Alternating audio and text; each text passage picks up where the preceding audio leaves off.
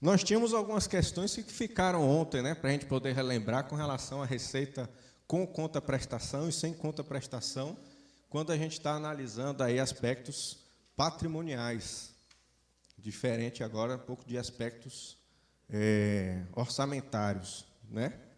Está na página, acho que ele ficou meio perdido aqui. Cadê? Resta pagar. Aqui na 10. Na hora que estava editando ali com a Iris, acabou saindo. O PDF não ficou bom, fui mandar em Word. Então está na página 10 aí para a gente poder relembrar um pouco que a gente comentou ontem. E uma pergunta, um processo que nosso amigo me perguntou, fez o questionamento ontem, eu já trago aqui também, da primeira que a gente vai discutir quando começar a despesa. Que beleza, né? Que legal. Praia de nudismo? Olha, tá, na natureza é contábil.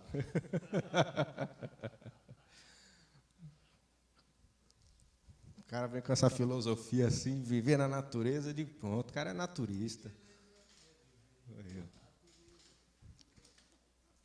Bom, vamos lá, acho que aqui 5 minutinhos dá, não dá não? Página 10. A gente relembrar o de ontem. Tá, então, o rapaz veio falar, então, reforçando, para ter o cafezinho aí, 10h30. O horário de almoço, então, meio-dia. Diz que vai trazer um monte de coisa aqui, que tinha um aniversário ontem, que não deram para providenciar nada para o dia, então deve colocar alguma coisa aí. Que ontem ninguém me falou nada. O rapaz hoje veio, 10h30, vai ter um negócio ali. Tá bom, então deve ser isso aí.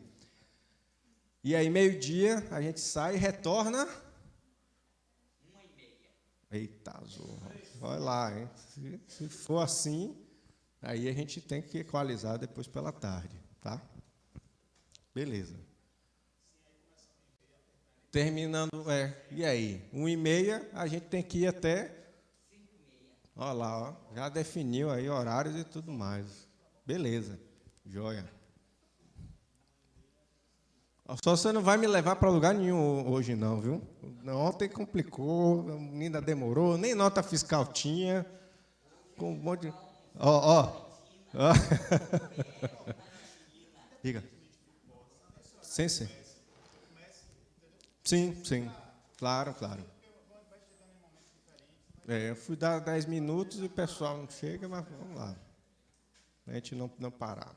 Já foi aí? Ei, retada. Então ela vai começar aí agora, ó. A gente pode ir comentando aqui junto?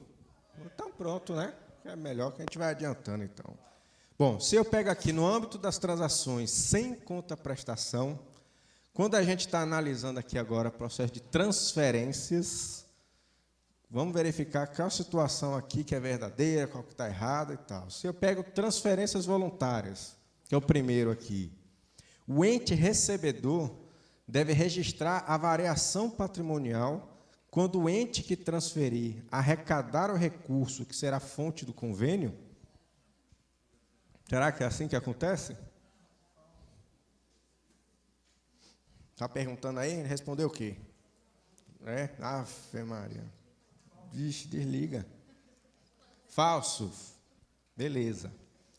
As doações recebidas em dinheiro, aí já falaram de doações aí, por não passarem pelo estágio da previsão, deverão ser reconhecidas como receita extra-orçamentárias.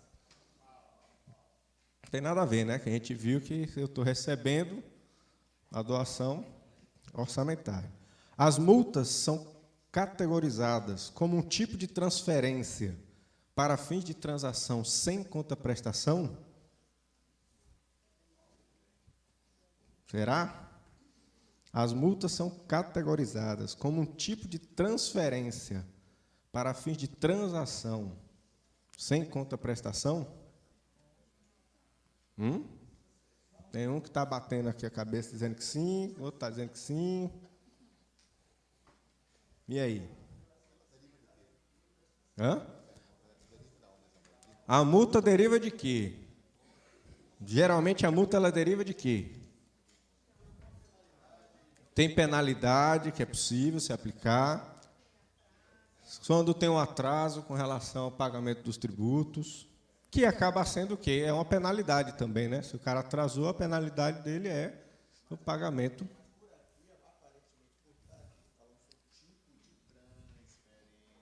Sim.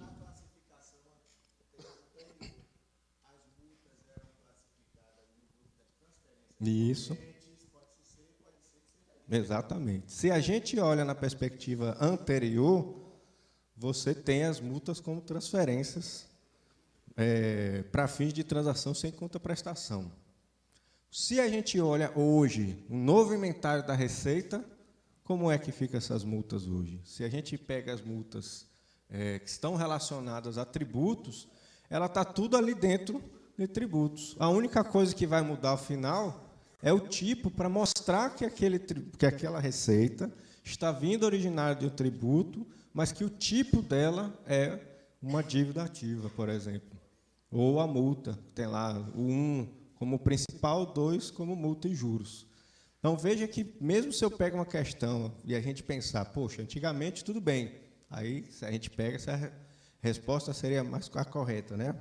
Mas, se eu olho hoje, com as transações que a gente tem hoje, já não faz mais sentido, porque mudou a forma de como a gente começa a entender os processos. Beleza.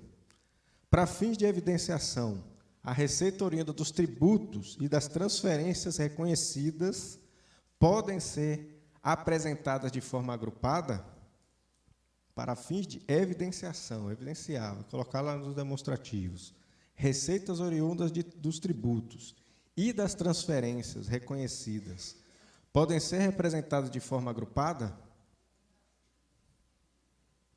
E aí? Já gritou não?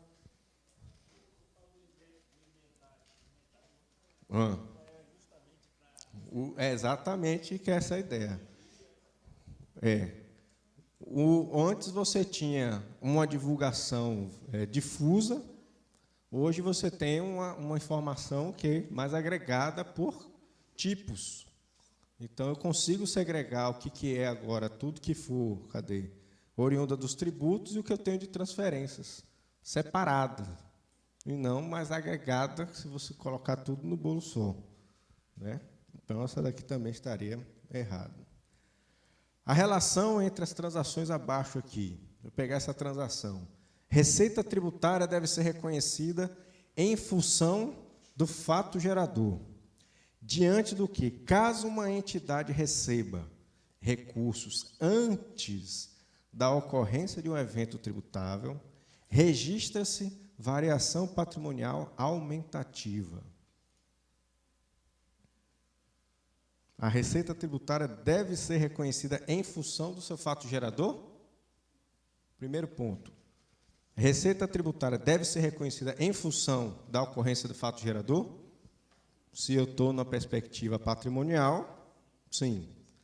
Agora, caso a entidade ela receba o recurso antes do evento tributável, lembra que a gente viu ontem que tem a situação que a pessoa pode receber um aluguel lá antecipado, eu registro naquele momento uma variação patrimonial aumentativa? Se eu recebi antecipadamente? Ah, não. Lembra que o aluguel ele recebeu antes, patrimônio ele tem lá o valor que ele foi recebido, com o passivo lá, e depois ocorreu o fato gerador. Aí, quando da ocorrência do fato gerador, ele reconhece o VPA.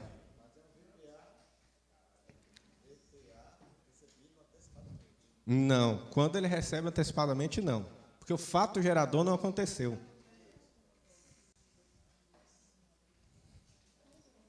Ele recebeu antecipadamente, é só fato permutativo.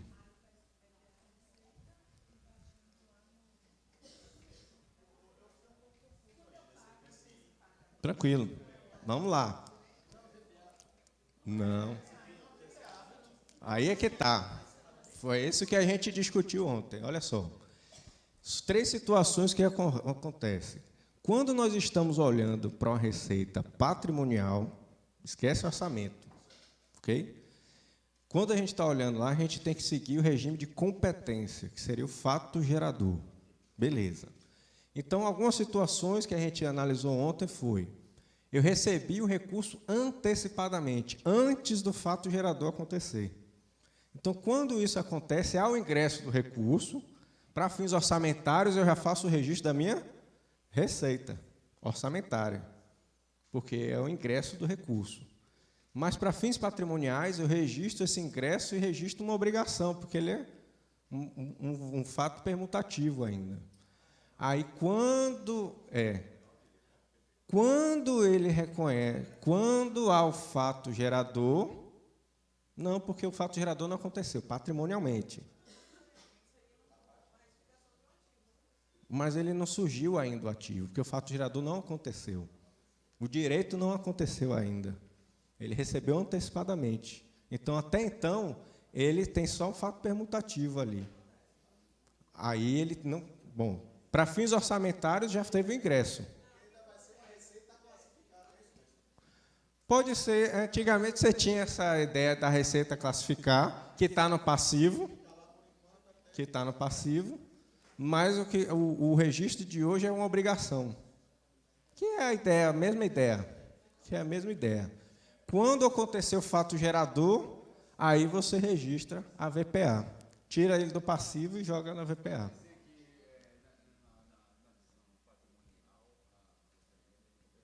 Perfeito. É caixa. Ah, para fins de receita e despesa? É, porque você não alterou a 4320, que ela ainda tem essa mesma situação. Caixa para receita e mais ou menos não muda nada. Só a questão patrimonial. Porque não existia esses registros patrimoniais. À medida que você recebia era ingresso, você fazia o registro completo. Pronto. Acabou. Você não evidenciava isso no patrimônio.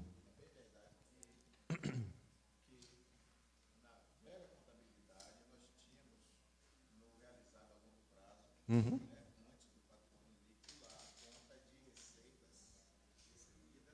Antecipadamente. Isso. Exatamente.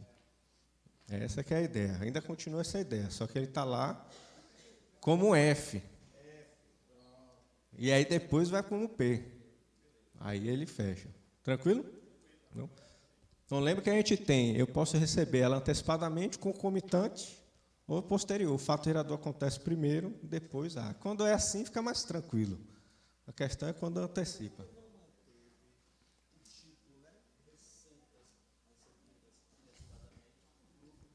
O título, né? Eles mudaram, tentaram aproximar, até onde eu sei, das conversas lá, com a contabilidade societária. Né? E você tem também lá a societária.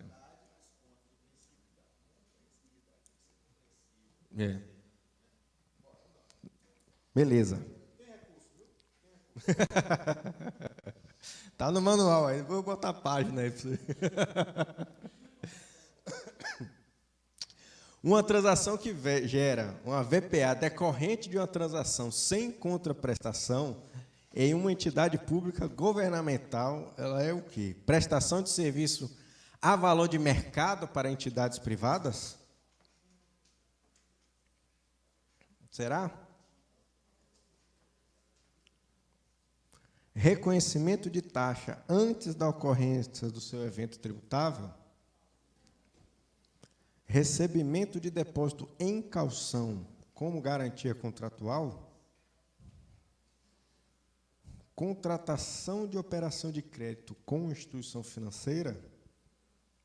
Ou recebimento em doação de dinheiro sem condições atreladas ao seu uso?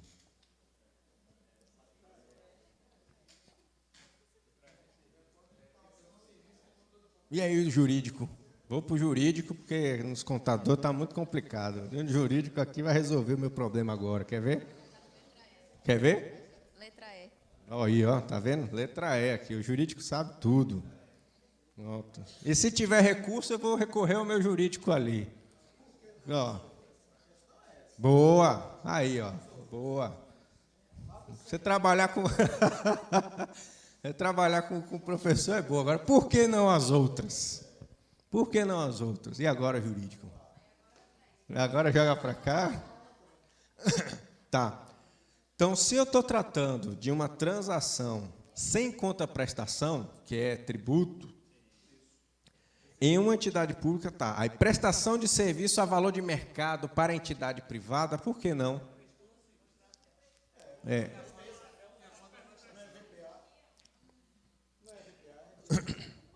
A prestação, você recebe. Só que aqui é questão de...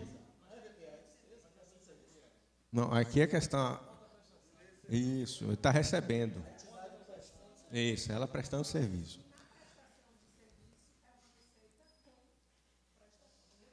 Isso. Não é sem contraprestação, é com contraprestação. Perfeito, aí, está vendo? A análise aqui, a análise jurídica está... Tá bom, ó, R$100 vai rolar. Fica prometendo, rapaz. Eu já vou dizer para você o seguinte, que essa aula está sendo gravada. Então, um compromisso feito aqui dentro da sala de aula agora vai ter que ser cumprido. Olha, vamos lá. Por que não recebimento de taxa antes da ocorrência do seu evento tributável? Porque taxa não pode ser antes de evento tributável, é na hora, né? E tem a questão da contraprestação também, porque é ali. Recebimento de depósito em calção, com garantia contratual. E aí a gente falou que depósito em calção, ele é o quê?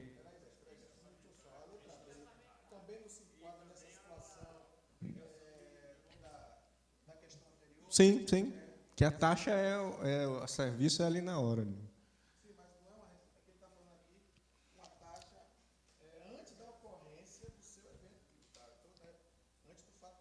Uhum. Uhum. Recebimento do depósito em calção, o colega já comentou ali, como é extra-orçamentário. E eu tenho que devolver, então ele não é uma VPA de transação sem contraprestação. Operação de crédito, o que é uma operação de crédito? E aí, sim, ok, empréstimo. Mas que tipo de receita é essa? Receita de capital. E aí, tem obrigação também. Beleza, muito bacana. Transação com contraprestação agora, já seguindo a NBCT SP02. Então, analisar aqui, qual que seria a verdadeira entre essas daqui? Recebimento de tarifa de telefone e eletricidade em nome das prestadoras de serviço é considerada uma VPA das entidades públicas que delegam serviços a essas operadoras? Agora eu estou tratando de uma receita, uma VPA, receita com contraprestação. A tarifa já é dela. Beleza. Agora, é uma VPA das entidades públicas que delegam? Não, né? Não é do Estado, por exemplo. Empréstimos e financiamentos podem ser caracterizados como receita de transação com contraprestação?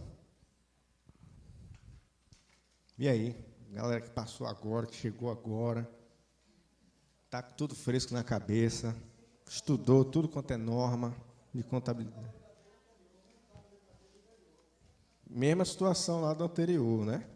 Então, mas ele pode ser caracterizado como uma receita agora com contraprestação? Pode? Empréstimo?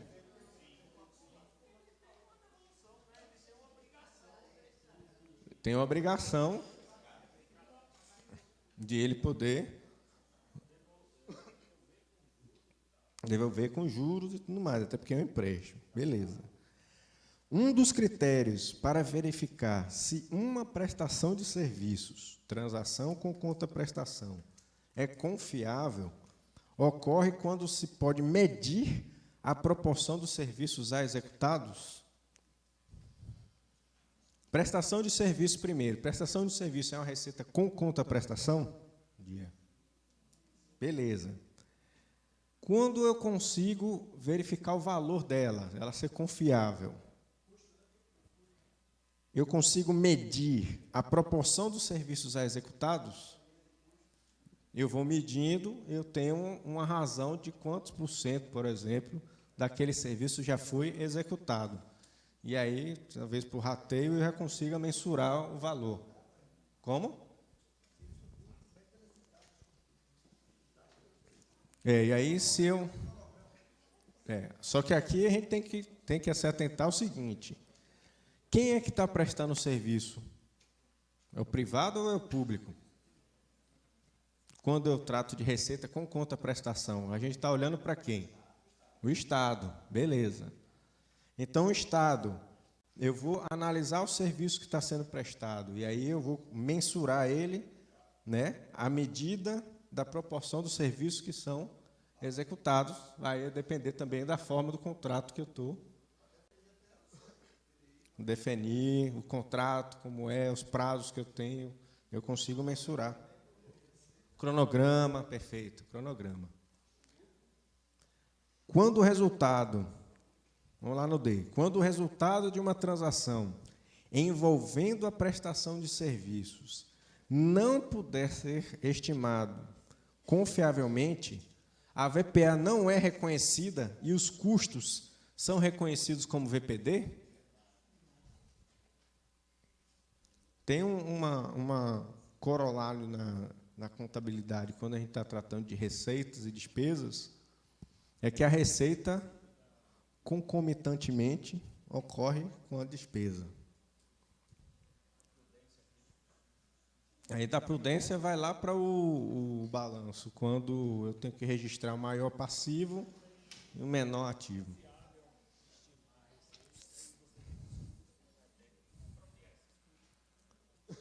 E a minha receita relacionada a ela?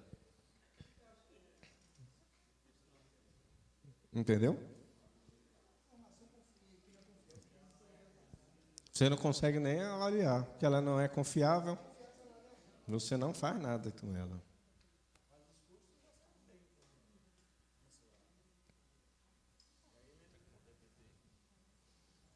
Ah, sim, mas aqui a questão que eu estou entendendo é tipo assim, eu não consegui nem estimar isso daí. Aí eu não consigo nem fazer nem a VPA nem a VPD, porque eu não consigo estimar os valores, são não confiáveis, tanto de um quanto do outro, conjunto, do que eu tenho. De registrar ele, né? Entendi. Não, aqui não tem entrada de recurso, não. Ainda não tem entrada. Sempre é Estado, o Estado. Não tem entrada de valor, não. Estou só executando, estou prestando serviço. Mas eu não consigo, confiavelmente, não tenho planilha, eu não tenho nada ali. Como é que eu consigo evidenciar isso? Alguma coisa eu tenho que ter. Isso aí. Eu tenho que contabilizar ele. Mas eu deixo de fazer a receita e faço a despesa? Aí é que está, entendeu? Os dois têm que estar casados. Se eu estou prestando serviço, entenderam aqui qual é a questão? Olha aqui, hein? Vamos lá. Qual que é? Isso que a gente está falando aqui, ó. Qual que é a situação? O Estado está prestando serviço, mas ele não consegue confiavelmente identificar o que ele está fazendo. Sei lá, perdeu o contrato, não tem planilha, mas o serviço está sendo prestado. Ele não tem documentação hábil ali para poder mostrar o quanto que ele está do serviço que foi prestado para evidenciar a VPA. Assim ele vai reconhecer a VPD? Será que ele vai reconhecer uma VPD e ele está prestando serviço? Lembra que a gente está tratando só de aspecto patrimonial. Eu não estou olhando para, como ele comentou, teve ingresso. Eu digo, opa, não teve ingresso, não. Ele está só na prestação do serviço ainda. Então, se ele não consegue evidenciar nem a VPA, ele não vai nem evidenciar a VPD. Até porque a gente tem o princípio no contábil que eu tenho que registrar as receitas concomitante com as despesas que são a elas relacionadas. Então, se a gente traz o aspecto patrimonial aqui, agora, nesse fato aqui, eu não vou evidenciar a VPD. Aí eu tenho que começar a buscar material para aquilo dali, para tornar aquela informação mínimo confiabilidade, até para que eu possa fazer uma estimativa. Aí eu coloco por estimativa. O que eu conseguir depois, ao final, verificar, eu posso fazer os ajustes das estimativas que foram realizadas. Beleza. Exatamente. Até porque, senão, você vai ficar com a transação, informação, por exemplo, eu vou colocar muito mais despesa, qual que é a receita que se relaciona? Não, é essa que eu estou comentando. Imaginar que esses custos, eu não tenho informação confiável, perdeu o contrato, eu não tenho mais as planilhas, eu vou registrar aquilo dali? Ainda não teve pagamento, ele está prestando serviço. Na prestação de serviço aqui ainda. Eu estou executando o serviço, não teve nenhum recurso de entrada. Certo? Só patrimônio. Imagine que você contrata uma pessoa para pintar a sua casa. Ele vai lá pintar, você não pagou nada para ele. O pagamento está no final. Certo? Ele teria... É isso. Quando a informação ela é não confiável, eu não tive nota fiscal ainda, eu não tive boletim, eu não tive nada. Então, você contratou o cara lá, aí uma semana você vai voltar, o cara está lá pintando ainda, e ainda está prestando serviço. Você, e aí, bicho, quanto é que custou aqui essas tintas? Olha, rapaz, eu peguei um pedaço ali da minha vizinha, o outro eu trouxe lá de casa, um eu comprei ali, aí como é que você vai saber? Quanto é que é o valor da receita dele, se ele não sabe nem quanto é que é o custo daquilo ali? Será que você vai registrar a despesa com dados não confiáveis para poder fazer frente àquela receita, despesa, receita?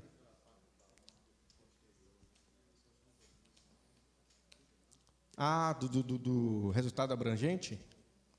Ele poderia ali, só que os dados não confiáveis é o que pega.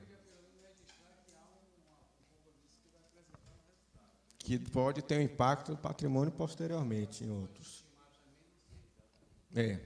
Então, é só uma situação daqui que a pegadinha, vamos dizer assim, é do não confiável. Se eu não tenho informação confiável, como é que eu registro uma despesa, uma receita, para fazer frente? Então, aí você tem que começar a verificar que outras fontes é que eu vou conseguir agora abordar para tornar aquela informação confiável.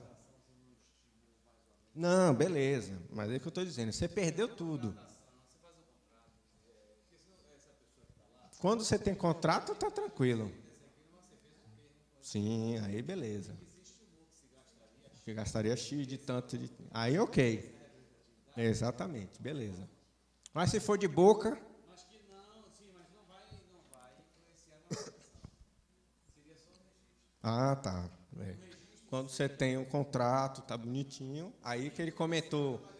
aí no anterior que a gente comentou, aí eu tenho um cronograma, eu vou olhar, faz um balanço de medição, eu vou ver quanto que foi executado daquilo ali, aí você vai apropriando. Se eu não tiver nada... Como aqui se trata só de VPD, VPA? Aí nada, porque eu não tenho informação confiável. Como é que eu coloco isso no meu balanço? Né? Tem a situação que ele estava comentando ontem, e aí como é que coloca? Exatamente. Depois, aí sim, vamos pegar a situação que o Daniel colocou aqui agora. Se vocês, como auditores, verificam a situação que ele tem lá, está tendo uma execução não confiável, não tem base, você vai buscar documentos, você vai buscar outras fontes, não tem. Ele vai arbitrar. No momento do arbitramento, o que ele tem que fazer? Ele agora vai ter que ter um método para dizer onde, o que ele está levando em consideração para arbitrar aquilo dali. E aí levar para... Exatamente, aí vai levar para a nota explicativa e tal.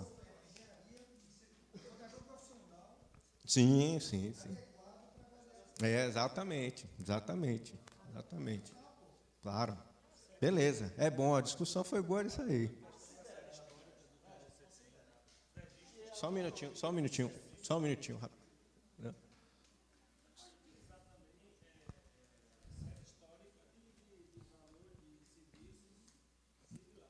Aí no arbitramento, beleza. Isso, é uma das fontes que você pode utilizar. Beleza. Exato, indicar o critério. É que tá.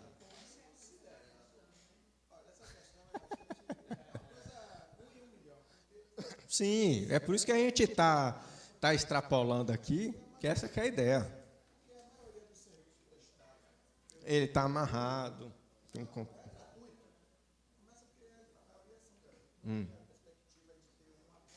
Ah, sim, é. Ele não tem. Sim.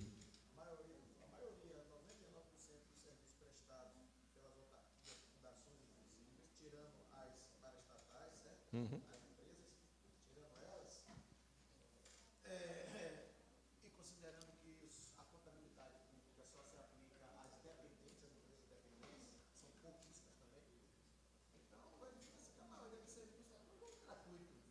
Uhum.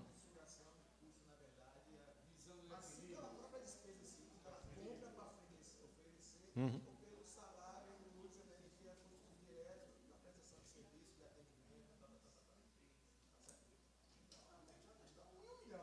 Sim, é por isso que a gente está extrapolando aqui e fazendo essas situações. E aí, se eu não tenho.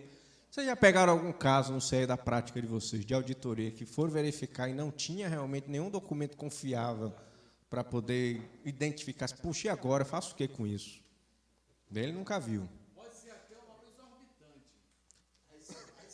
O valor exorbitante se acha. Agora, não ter especificado nada. Uhum. Uhum.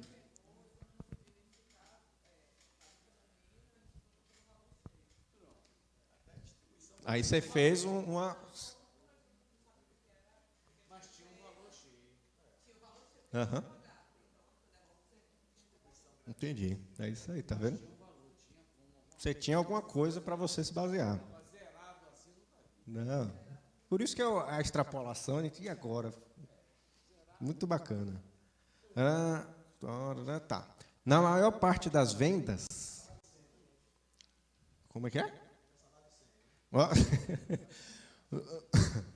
Na maior parte das vendas, a transferência dos riscos e benefícios da propriedade se dá com a transferência da titularidade. Então, na hora que eu estou vendendo, lembra que eu comentei da situação? Eu tenho o bem, a transferência de um para o outro é quando eu estou realizando aqui o processo da venda. Vou reconhecer nesse momento. Ou da transferência de posse ao comprador. Beleza. Entretanto, há casos específicos em que a transferência dos riscos e benefícios ocorre em momento distinto da transferência da titularidade ou do controle. Aqui já está balançando a cabeça, dizendo que sim.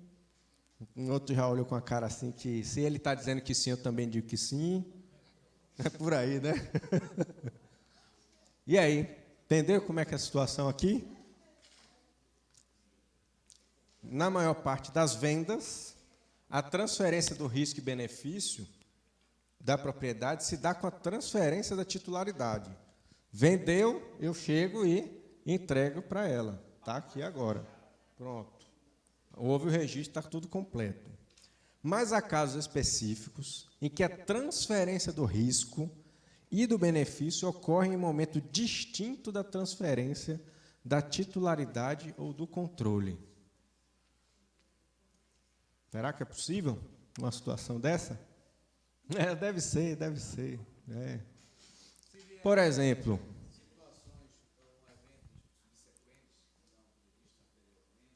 eu posso ter, por exemplo, um arrendamento, um aluguel de carro. O Estado ele pode alugar? É dele? Na locação, é dele?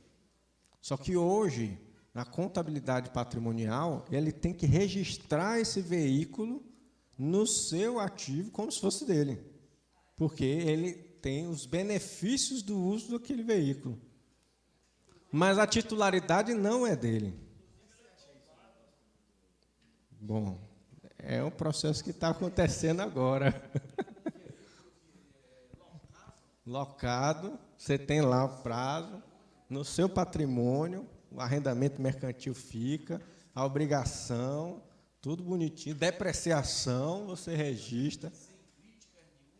Isso está sendo feito. Já começou nas empresas privadas, começou a trazer o arrendamento mercantil e agora o setor público está incorporando isso também. Essa é a minha ideia. Que você pode adquirir no final.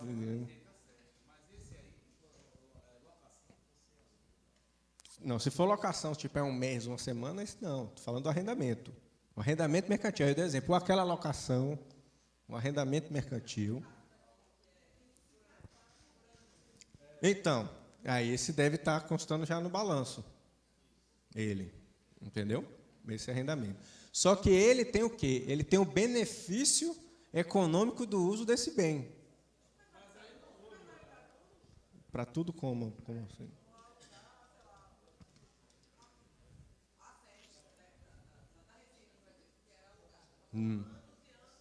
Ah, aí sim, ok. Se é arrendamento, está como arrendamento e tem a possibilidade de compra lá no final, não tinha, era só aluguel. Tem que analisar o contrato lá, como é que está. Tem que analisar o contrato. Porque o outro pode ser só aluguel. É. Se for um arrendamento mercantil com essa possibilidade de compra final.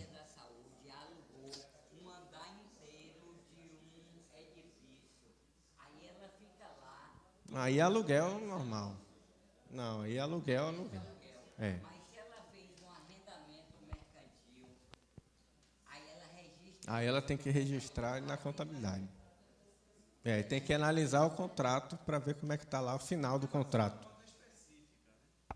Se tiver no final do Conta de ativo. Está o bem lá, bonitinho. Como qualquer um outro. que no final do contrato ela pode comprar aquele andar por X. Aí tem que ver, o contrato certamente vai estar com arrendamento, o ativo vai estar lá. Que os benefícios são transferidos para ele. Mesmo antes de passar esses 3 anos, Mesmo antes de passar os 3 anos. bota no ativo. Volta no ativo. E aí você tem essa diferença entre eu ter o benefício econômico hoje e a titularidade, eu tenho a posse, mas eu não sou o dono. A titularidade ela é transferida só ao final. Exatamente. Essa titularidade da propriedade ela é transferida ao final. Mas eu boto no meu ativo. Diga. Você coloca no ativo. Da cláusula contratual. Porque se for um aluguel não. Já é a despesa.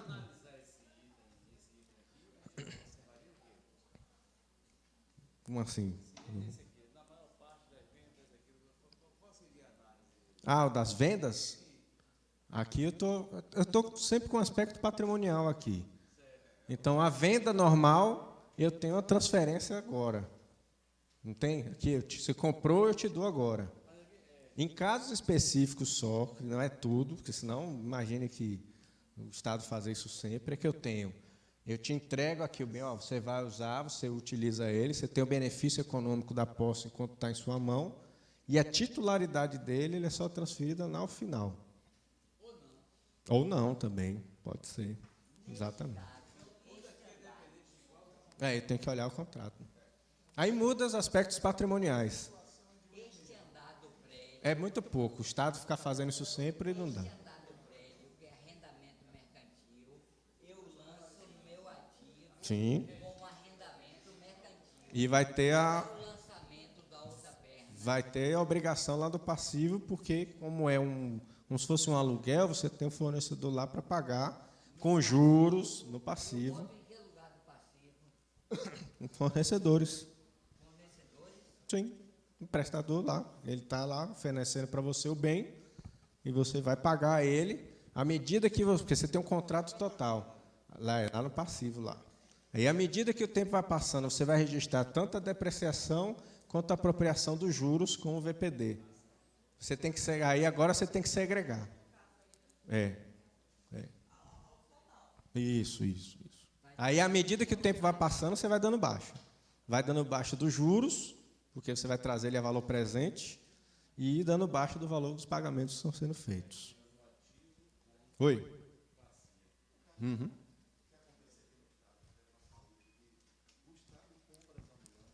Todo mundo está ouvindo? Bom, beleza.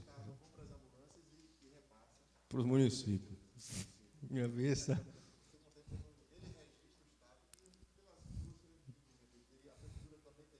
Também teria que registrar, eu vi essa situação lá na Paraíba. Não fazem.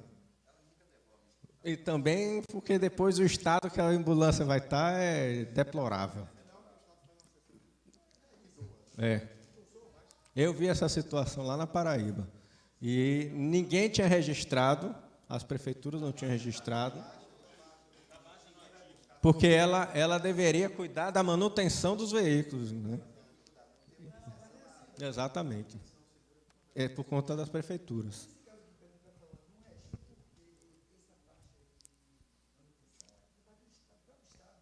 Não, não. Sim. Sim. Não, não. Aí é a questão da seção das ambulâncias que entregam para as prefeituras e aí no pacto o município não.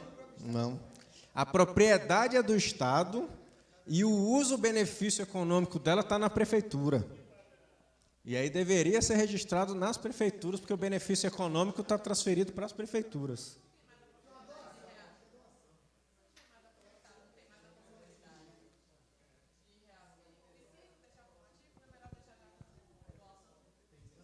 Não, é isso que ele está comentando, que há essa seção e que por que não faz logo como doação? Dá, porque depois nem devolve. Ué, não sei, aí é questão do Estado de fazer o processo de doação, entregar logo direto. Mas existem essas seções, que eu vi um caso que teve lá, era melhor ir embora. Diminutiva, se desfazia do bem, entregava para a prefeitura. Aí o caso que eu vi, é porque depois eu tenho que procurar aqui, que a gente tirou várias fotos. Eram ambulâncias que já estavam em estados completamente destruídas. E aí a prefeitura perguntava, como é que a gente devolve agora? Olha, quando não devolve num estado desse, não tem como. Não tem mais. Vamos lá. É, exatamente. O problema é como fica no estado.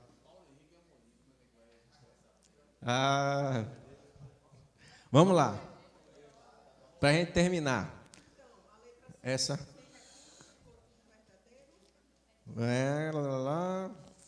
A casa específica, sim, está certo. Duas casas específicas, ok. Não. Eu tenho o meu jurídico, eu vou acionar meu jurídico ali. De olho no contrato, questão patrimonial aqui, hein? Verdadeiro é esse aqui. Para fins de transação com contraprestação, permuta equivale à venda de bens? Não, permuta não é venda de bens. Ainda mais com contraprestação, complicado. Para reconhecimento de uma VPA, de uma venda específica, for dependente da venda dos bens do comprador, caso de consignação aqui, por exemplo.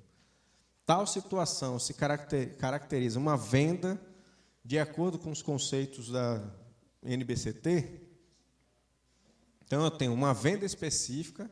Essa venda específica, se ela for dependente da venda pelo comprador, imagine, um ente entrega para o outro e só vai registrar aquela receita quando o outro também vender.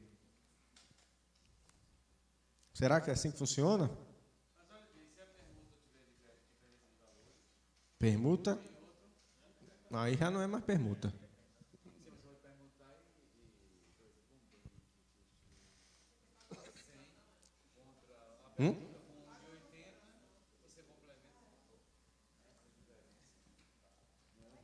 Não. Aí é uma situação que é, tipo, eu te entrego aqui e você vai complementar para poder fazer. Né? Aí é outra situação. Só a permuta em si não é venda. Não é venda. No outro já pensou, eu entrego, o Estado entrega para o município e o município vai fazer a venda daquele bem, o Estado só reconhece a receita quando o município fizer? Mas a permuta é para uso ou para É. Sim ou não? Patrimonialmente, não. Eu vou esperar o outro ente fazer a venda para eu poder reconhecer aquela venda? Não, eu entreguei, se eu fiz a transação, eu já reconheço aqui agora, para mim. E ele vai ter uma outra situação. Descaracteriza uma venda de bens. Opa! Mas aí que está. Ela é uma situação. Eu posso fazer o estorno. Eu vou fazer uma transação sempre esperando que o outro faça? Não, eu faço o registro agora, meu. Se ele não fizer lá, eu estorno a minha situação. Lá na frente, a outra situação. Mas ele não é fictício. É porque eu estou mostrando o fato gerador, porque aconteceu a minha transação para lá. Patrimônio, hein? Patrimônio. Ele está esperando outra situação, mas eu não vou esperar o meu registro dependendo do outro. Fato gerador meu já aconteceu, já foi.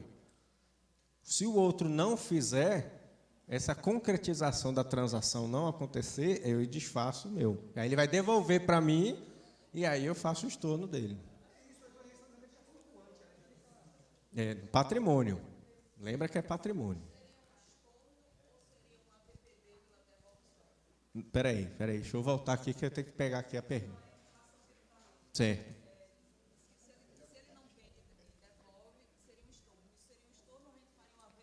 E aí eu vou fazer, exatamente, VPD. Eu não vou, o estorno, perdão, porque o estorno eu retornaria a conta.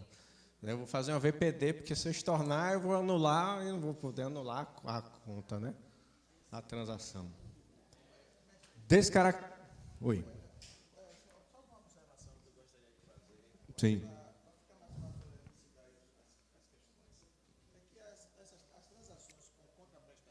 Sim.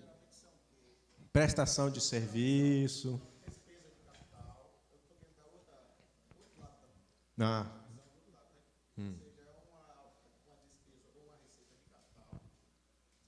Sim, estou analisando.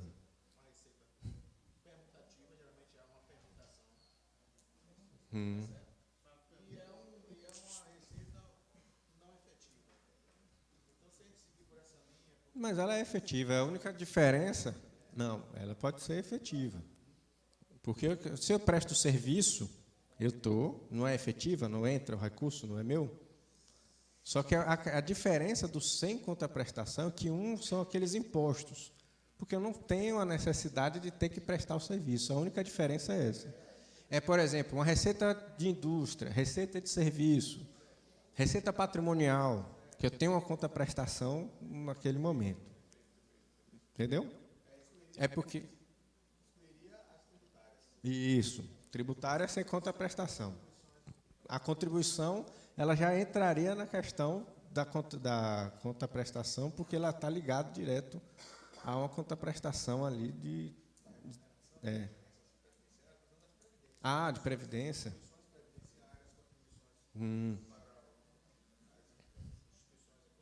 Entendi. Uhum. Ah, sim. É isso. Isso. Porque o tributo, como ele não há necessidade do Estado, ele tem a obrigação de fazer ou prestar aquele serviço mesmo, ele está naquela... Isso. Exatamente. Aí ele está no sem contraprestação.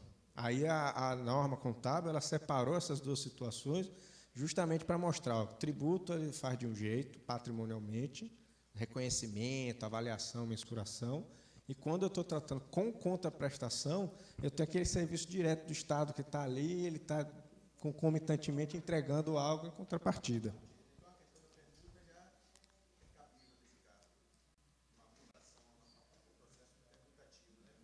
Para uma contraprestação. A permuta, sim, mas aí a questão é que a questão aqui é tipo, a permuta ela é venda de bem? A pergunta é essa. A permuta ela é venda? Entendeu? É só essa situação. Porque como eu estou só trocando um item por outro item, ela não seria uma venda porque ele entra, não ao aumento do patrimônio. Eu estou trocando. Né? Joia. E o último aqui, para a gente ir no café, descaracteriza uma venda de bens enquanto transação com contraprestação, o fato de um vendedor poder reter a titularidade legal dos bens apenas para garantir o reconhecimento dos valores devidos. Olha o que eu frisei aí. Vai descaracterizar uma venda de bens enquanto transação com contraprestação, o fato do vendedor ele retém a titularidade legal dos bens apenas para garantir o recebimento dos valores devidos? Concordo com... Já ocorreu a venda. Aí ele vai ficar retendo a titularidade, não é mais dele, né?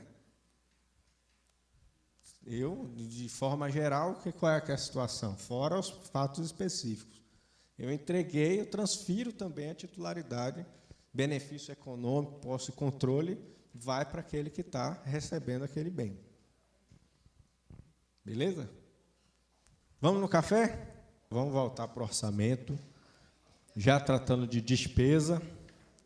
Mas, como fizeram essa questão para mim ontem, quando a gente estava falando de receita, e eu sou curioso, eu trago também aqui para compartilhar com vocês essa pergunta que fizeram aqui ontem.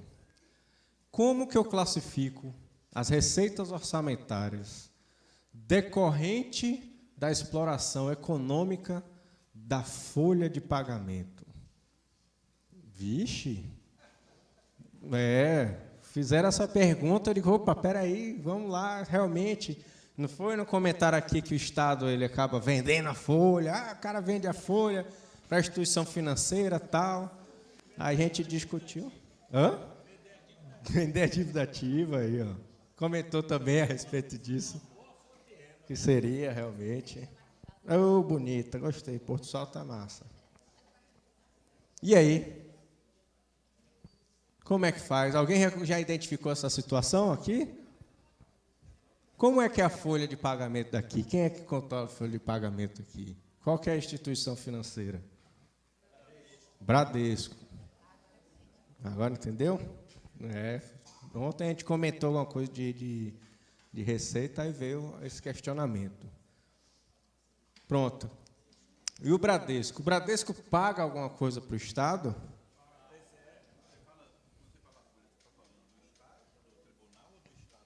Estado da Bahia, o governo não tem. Tem o Banco do Brasil também, ou o Bradesco também, se for. Se for o tribunal. Tanto faz, pode ser Itaú, Banco do Brasil, Bradesco, Santander, né? Instituição financeira, ela faz essas transações da folha de servidores. Faz a licitação? E aí, como é que... Não sabe?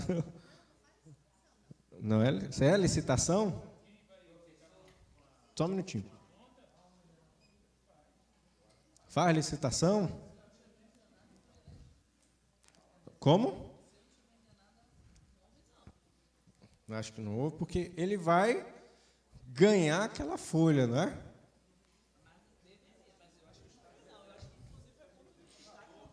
Foi o ponto de destaque do contrato? Olha aí, ó, tá vendo? Coisa que a gente vai descobrindo. Essa receita de exploração econômica na folha, primeiro, é uma receita orçamentária de que tipo? Contraprestacional. Nossa! Tem essa classificação na receita lá? Gostei. Muito boa. E aí, quem me ajuda aí? Vamos pensar a respeito? Que é possível. Está acontecendo, não está? Tá. Pronto.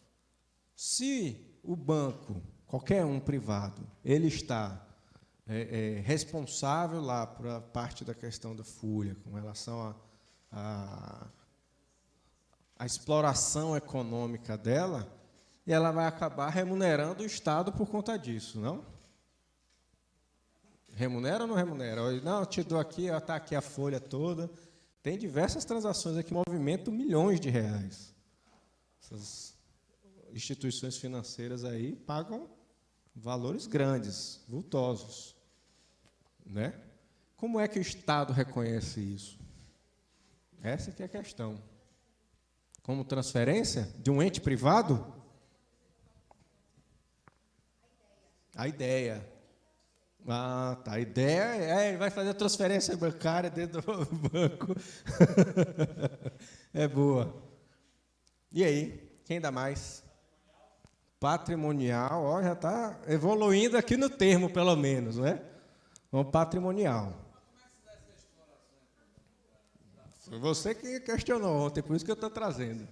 Exatamente. Não, é por isso, gente. A ideia que eu estou trazendo, me questionaram de depreciação. Eu mandei para ele já o documento. Isso. Aí o Bradesco, a zorra toda. Que vende limite de saldo devedor, que faz empréstimo. Só um minutinho. É isso aí. Espera aí. Deixa eu pegar ele. Ele tem que ter vantagem. Senão, não faz. O governo, o ente. Não fazer. O que ele vende é a exceção para que você agora é correntista dele. E aí você...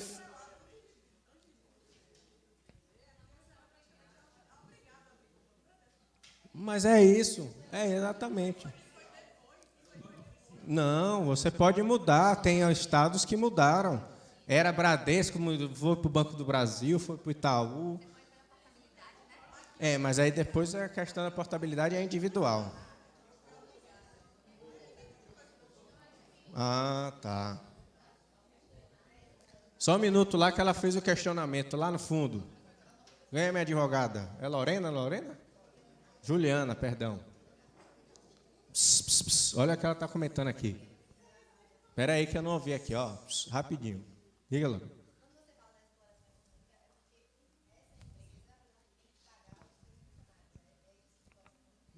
Não. O banco, isso. O banco, por exemplo, se é o Bradesco, qualquer instituição privada, se é o Bradesco que você está recebendo o seu valor, ele pode explorar a questão de que ele comentou. Ele vai te vender diversos serviços bancários ali, estão todos atrelados.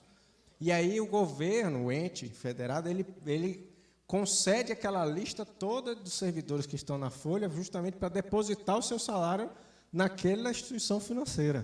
Sem falar que o próprio saldo do tribunal fica lá. Aí, ó, tá vendo? Ainda tem essa situação. Então, o banco, a instituição financeira, ela explora aquilo dali para te vender mais serviços e tal. Sim, mas é a instituição financeira que ela compra o direito do Estado para utilizar o recebimento da folha na instituição dela. Ela da folha com instituições financeiras. Oi, só um minutinho, hein? Senta aqui, gente, ó. Olha aqui, olha lá. Pronto, ó, o colega do banco está trazendo informação direta, quente de lá do banco.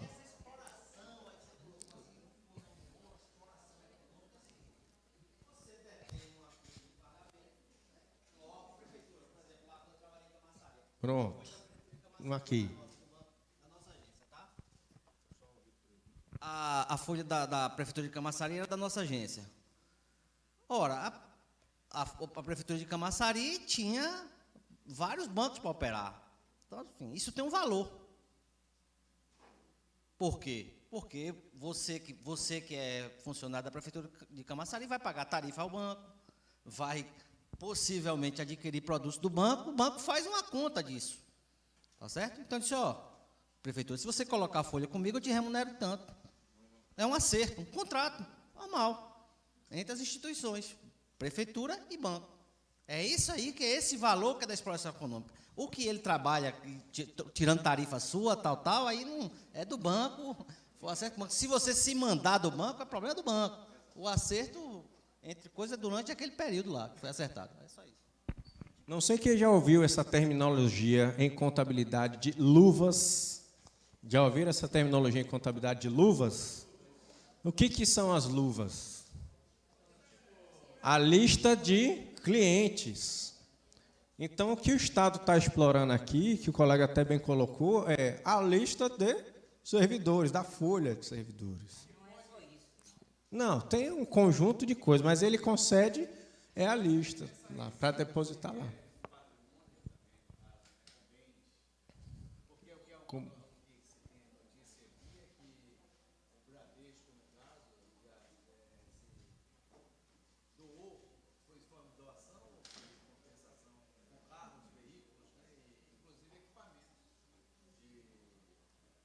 Mas aí é outro, deve ser uma outra situação. Não está atrelado a isso aqui, tá? Deve ser outra coisa. Vamos lá. Bom, o que está acontecendo? O Tribunal de Contas do Estado da Bahia Sim. tem um contrato com o Bradesco. Pronto. A conta é no Bradesco. Pronto. Todos os funcionários É isso aí. ainda têm a conta do próprio TCE e o TCE tem um fundo. Esse fundo, a conta também fica aqui Tudo no Bradesco. na agência Prime. Aí o que é que acontece? O contrato está acabando agora. A gente lá na assessoria técnica jurídica está minutando um edital para uma licitação. Aí, ó. A gente está discutindo lá é o seguinte: o que é que a gente vai pedir nessa licitação? Uma ideia foi dada, eu não sei se isso ainda tem fundamento, mas há alguns anos atrás, um auditor de um tribunal de contas do Nordeste disse que o banco que ganhou a licitação para operar a folha de lá colocou o seguinte inciso: por exemplo, a taxa de cheque especial do banco para qualquer cliente era a Selic mais 1% ao mês.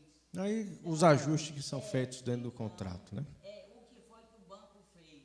Ele fez o seguinte: uma promoção para os servidores Que tiver lá do Tribunal de Contas. é menor. Os juros do cheque especial vai ser a Selic mais 4% ao mês, bem mais abaixo.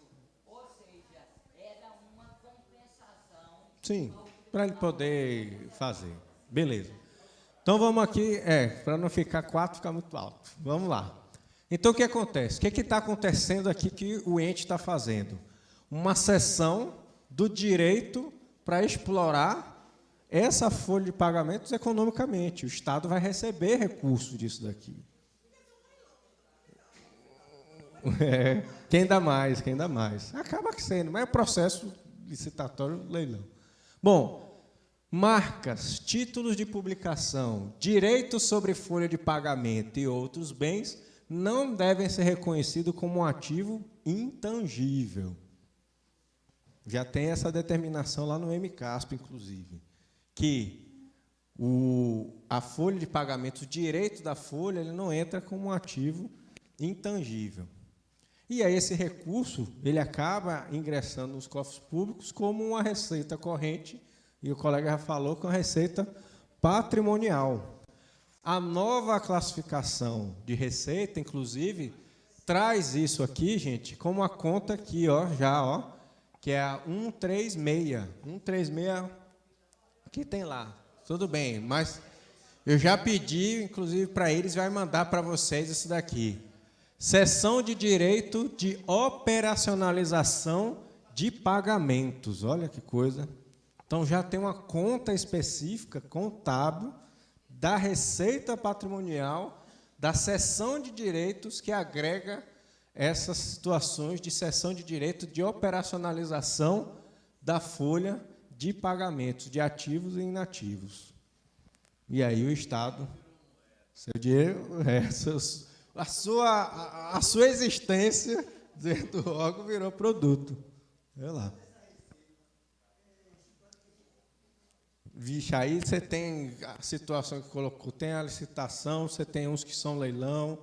É a questão, o colega falou bem lá de, olha, se você me der aqui a folha, ele vai fazer um cálculo e vai oferecer isso para o ente. E aí o ente vai ver, quem me dá mais aqui? Eu tenho o Bradesco, Itaú, Banco do Brasil, e ele acaba levando. Hã? É uma base também, o valor da folha. É uma das bases que gera muito recurso, tá? Beleza? Joia. Então, vamos ingressar aqui. Opa. Na sua prática, nesse caso, Na minha prática, a minha conta está no Banco do Brasil. Está lá. o que tem pesado A União já está tudo. nos entes públicos, quando colocam a conta no banco, o que tem pesado mais É o... montante total da folha. Essa, como até o colega falou, essa é a principal base de mensuração que o banco vai ter da folha para dizer, poxa, quanto que está movimentando aqui? Ele tem interesse, tem tarifa, tem tanto serviço que ele vai cobrar ali junto, meu filho. Ele vai querer ganhar. Por mais que você falou assim, mas tem a portabilidade. O que ele vai querer é dizer, comigo, como você bem colocou também, a taxa de juros é menor, o empréstimo comigo é menor, tudo comigo é menor. Aí ele faz de tudo para você não sair dele. E ele ganha no movimento que o conjunto todo faz, né? Joia. Então, vamos lá. Bom, então, trabalhar com despesa num grupo de tantos auditores aqui vai ser uma coisa trivial. Não é não? Ela fez assim. Não. Bom, então nós temos a primeira situação que nós vimos ontem foi da questão de ingressos nos cofres públicos. E aí a gente viu receitas, tanto de ingressos orçamentários como de ingressos extra-orçamentários. Agora a gente está na visão da despesa, dos dispêndios. E aí eu vou ter o dispêndio tanto orçamentário como também o dispêndio extra-orçamentário. E ontem a gente até já fechou a ideia de que, se eu tenho uma receita extra-orçamentária, eu vou originar lá na frente uma despesa extra-orçamentária. E a gente começou a casar algumas ideias aí. Então, dessas despesas orçamentárias, elas estão fixadas no orçamento anual. Até aí, nenhuma novidade. Os dispêndios extra-orçamentários, eu não tenho a fixação no orçamento, porque correspondem a fatos de natureza financeira que muitas vezes eu não tenho como prever. A gente vê a situação do calção, que ele entra como ingresso extra-orçamentário, e ao final do término lá da execução do contrato, se tudo bem realizado, eu tenho o ente, né, ele tem que devolver esse recurso corrigido e tudo mais lá para a entidade privada que realizou o serviço. Se ele não fizer, aí esse valor vai se reverter aos cofres do ente. Beleza. Despesas orçamentárias, então, numa classificação que a gente pode, para tentar identificar melhor para onde está indo essa despesa, nós temos algumas classificações: institucional, funcional, programática, e entender a natureza dessa despesa. E aí alguém até me questionou aí, aquele tanto de código, quando eu vejo na licitação, 3, não sei o quê, 90, tal, 30, 34, 36. Ah, foi você? Pronto, perfeito. Mas a gente vai ver algumas situações aqui, é bom, não tem problema não, isso é legal. Beleza. O que a gente tem, então, na classificação institucional? Eu consigo identificar, com a quantidade de números que ela vai ter, quem é o órgão orçamentário e qual é a minha unidade orçamentária. Então, como exemplo aqui, eu tenho aqui o Ministério da Educação, que é o exemplo que meu, que ele tem como órgão é o 26, e aí eu tenho diversas unidades orçamentárias que também começam com o mesmo 2 dígitos aqui iniciais. 26 alguma coisa, 26 não sei o quê. Aí eu começo a ver quem é a minha unidade orçamentária que está atrelada àquele órgão. Eu acredito que aqui também funciona da mesma forma. Beleza. A classificação funcional, eu identifico a função e subfunção que estão definidas dentro da despesa. Então, eu consigo verificar função educação, e isso é comum para todos os entes, com a subfunção aqui, por exemplo, de educação infantil. E aí, se é no município, ele não vai ter, em regra geral, uma universidade. Mas tem municípios que têm universidade, tipo Franca. Agora, aqui no Estado, eu tenho o gasto com educação e ensino superior. Então, eu vou ter a mesma função 12 de educação com a subfunção agora de ensino superior. E assim sucessivamente para diversos outros tantos gastos que o ente público pode incorrer. Bom, o que eu tenho que verificar aqui é adotar a função, aquela típica ou principal do uso corrente que o Estado faz, o ente faz, das suas operações. Beleza. Existe uma portaria da MPOG, eu acredito que isso aqui nem preciso pegar, nem para passar para vocês, porque já está na prática diária, né? Então, já tem essa portaria, inclusive, tem algumas atualizações dela, vai trazer justamente essa classificação funcional. A programática, ela já é mais para identificar justamente o que é que o ente vai fazer. Isso está muito atrelado nas questões de planejamento. Quando eu tenho qual que é o programa da política pública que ele vai estar desenvolvendo.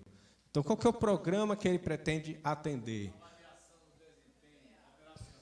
Que ele consegue identificar através das suas ações, e eu vou ter essas ações divididas aqui entre atividades, projetos e operação especial.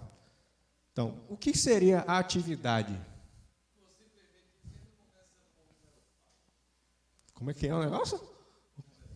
Número par. Eu gostei.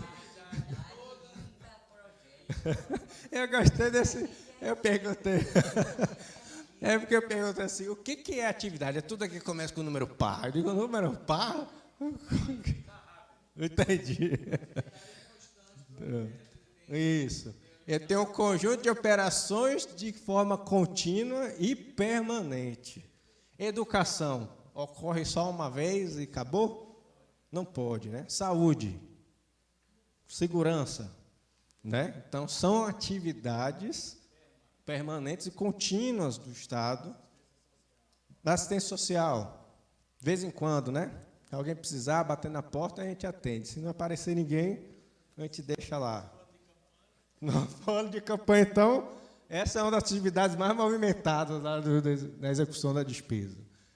Então, a atividade ela é contínua, é permanente. Um projeto, eu tenho um limite no tempo. Eu vou fazer uma construção, um projeto. Encerrado ele, encerra-se o projeto. Então, dentro das minhas ações, eu tenho uma ação que é o projeto. Então, o que a gente tem de projetos aqui na Bahia? Que já se encerrou. PPP já se encerrou? Como é que é? Um exemplo. Metrô. Pronto, ali. Sim.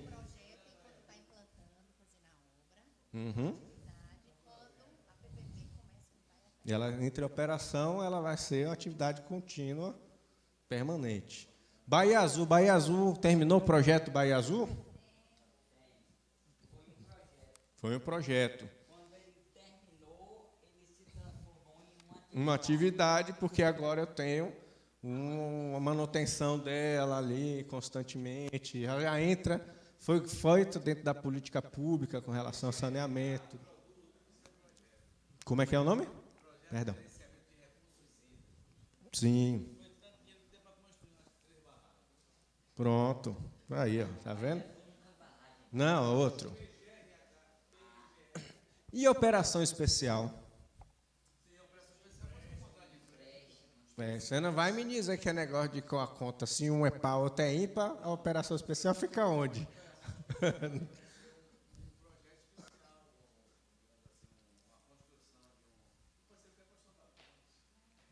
Aí, tem uma ponte da Salvador Itaparica? Não, né? Aí é projeto, não é operação especial. Então, olha aqui, ó, interessante.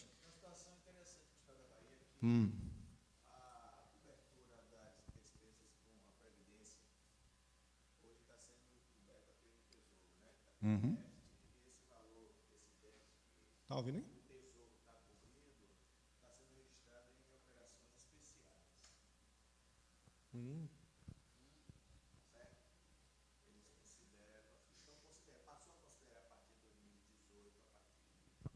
Tem coisa recente.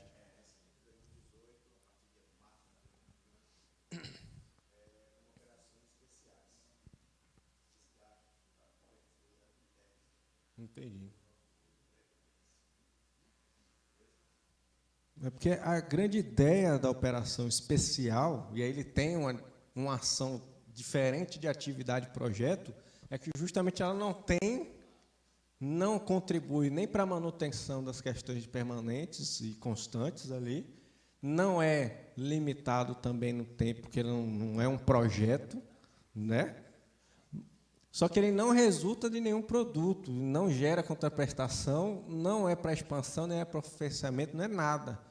Então, se não é nem atividade, nem projeto, o que não for aquilo vai cair como operação especial. Aí, talvez realmente esse exemplo que o professor Daniel deu aqui, ele acaba encaixando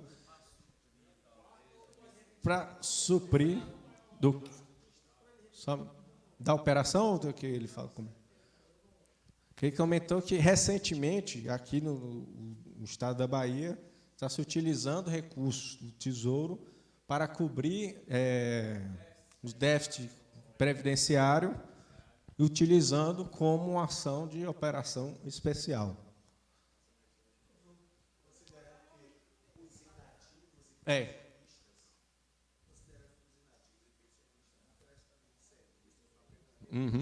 São beneficiários. Pronto.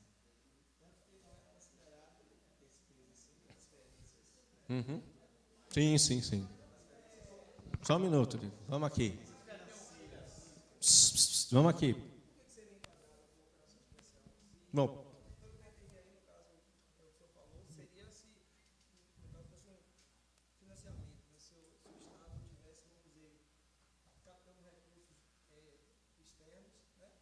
Não.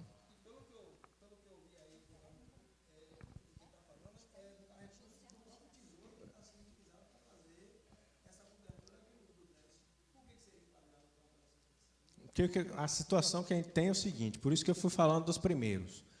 A atividade, eu tenho uma ação que a gente comentou, saúde, educação, assistência social, segurança, em que o Estado ele tem que dar a prestação e faz parte da atividade típica dele, de se fazer isso. Quando eu estou num projeto, ele tem início, tem fim, e ele vai surgir um produto daquilo dali. Então, falando da ponte aqui para Itaparica, logo a gente já está utilizando aí, e tem a situação Bahia, você falou da Bahia Azul, e diversas outras obras que acabam surgindo, ele é um projeto. O que não for nem atividade nem projeto, ele acaba sendo operação especial. E aí a questão é, previdência, ela é de modo contínuo e permanente, só que ele é necessária a manutenção de uma ação do governo, a previdência, para manutenção, porque você está tratando já com inativos, e ele não está mais ali na atividade. Aí você tem uma nuvem.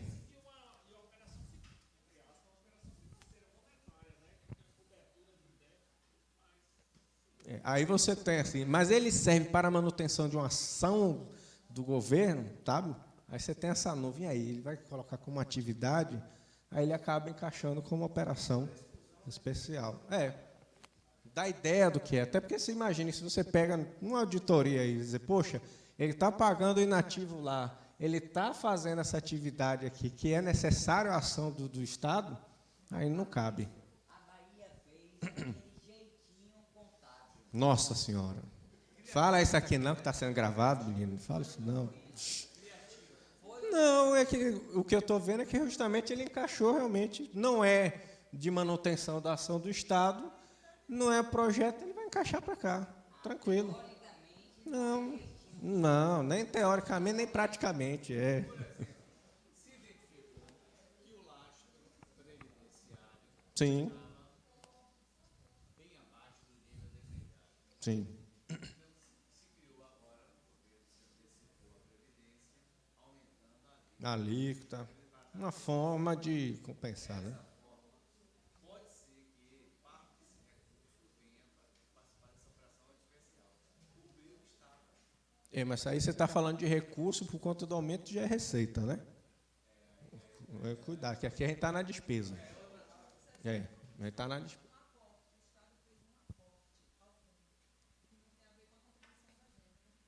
Uhum. Isso.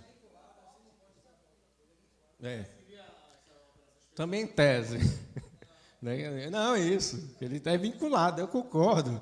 Mas tem uns cuidados aí que de vez em quando aparecem umas coisas que mexem ali no fundo que não era para mexer. Eu sei, por isso que eu estou falando. Ele tem essa vinculação, ele não pode mexer com isso, mas de vez em quando aparecem uns casos aí que nem que está mexendo, aonde não deve. Então, codificação então dessa despesa. Sim. Sim.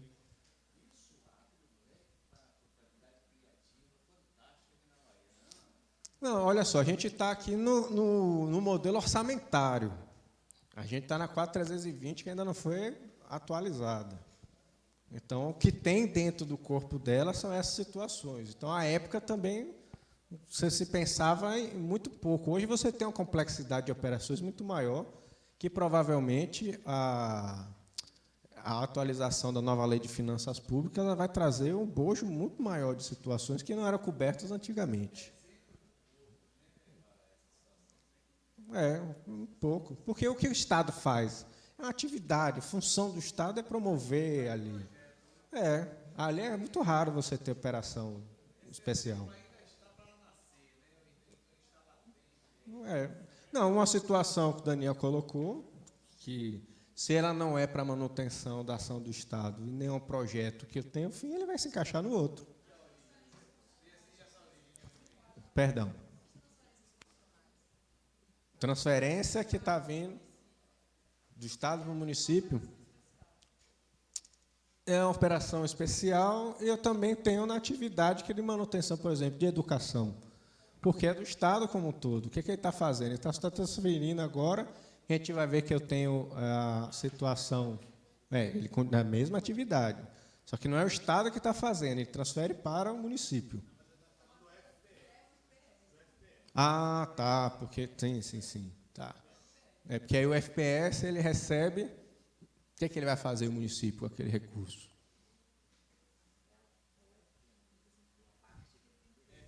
Não, é o que ele está recebendo? O que o Estado está transferindo. Então, se o município recebe, o que ele faz com esse recurso? Foi isso que eu perguntei.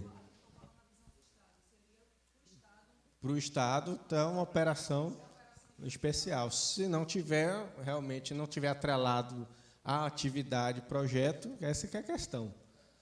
Porque se ele tiver, ele vai transferir lá. Convênio? Sim. Sim. Sim.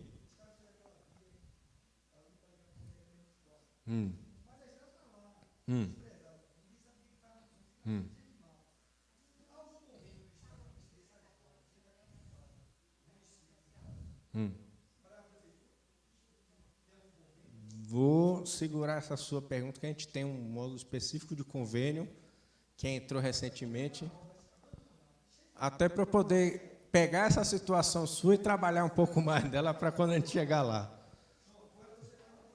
Não, posso ver isso contigo? Anota esse daí para mim, por favor, porque a gente vai ter um módulo só de convênio. E aí eu quero ver se eu trago essa situação para cá.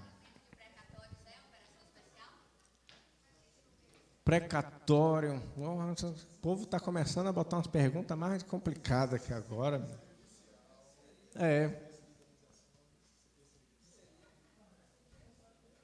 Porque é manutenção de coisa do Estado ali. Não, o que ela quer dizer é se seria como uma operação especial. Porque era uma coisa tipo, o que originou esse precatório? É que eu tenho que ver. Entendeu? Não é. Acho que vai para lá. Assim. A gente tem que pensar sempre, tipo, o que eu estou tratando? Então, começa a vir com a pergunta, peraí, eu tenho que ver o que eu tenho. Se é ação da lei, o que é que ela vai fazer com aquilo. Sei lá. Sim, pronto, perfeitamente. Só que quando ela traz para mim assim, e o precatório, peraí, o que foi que originou ele? Como é que é? De onde é que ele está vindo? Para a gente poder responder e não ficar atirando para tudo quanto é lado. Beleza. Codificação, então, por natureza agora. A gente viu institucional, tem funcional, e agora a gente está vendo aqui por natureza. Então, eu tenho a categoria econômica, muito similar ao que a gente tem na Receita, grupo da natureza, aquela despesa, a modalidade de aplicação e o elemento. Aí tá, meu amigo, você está querendo saber o que é que tem lá naqueles empenhos lá, tudo é isso aqui.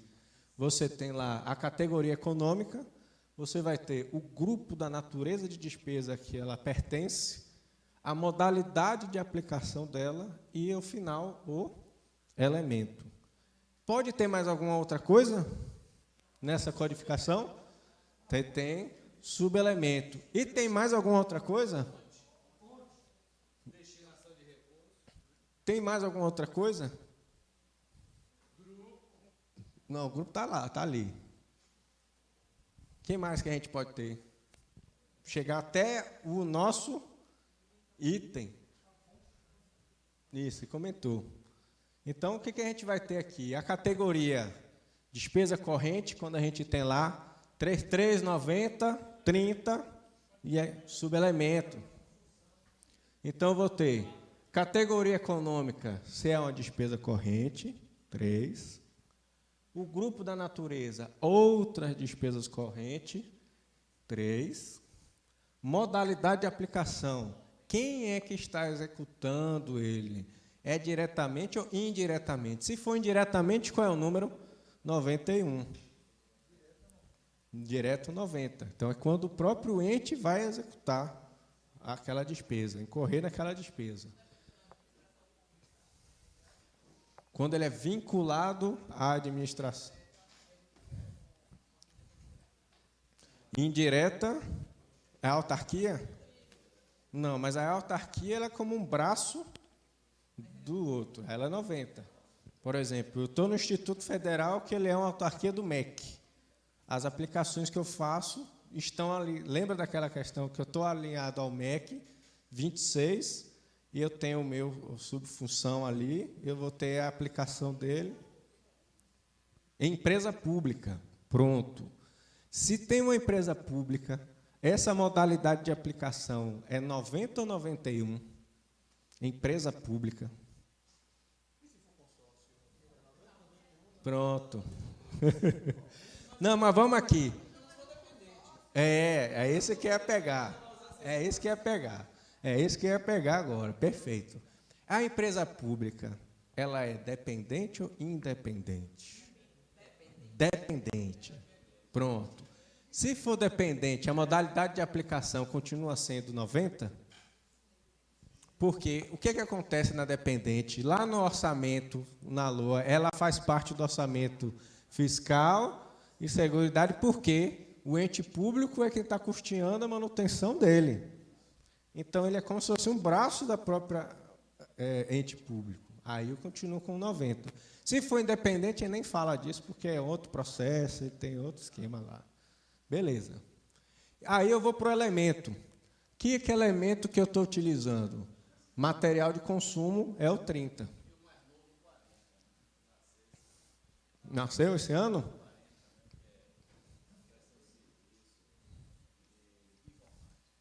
Ah, é? Bacana. Daqui.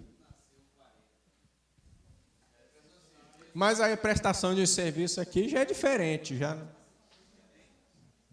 Prestação de serviço aqui está com 40? Tá. Ah, interessante. Bacana. E o desdobramento facultativo que se tem, que é quando você chega no item.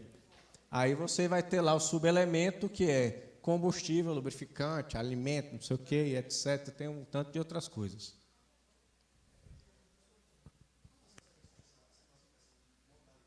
Sim.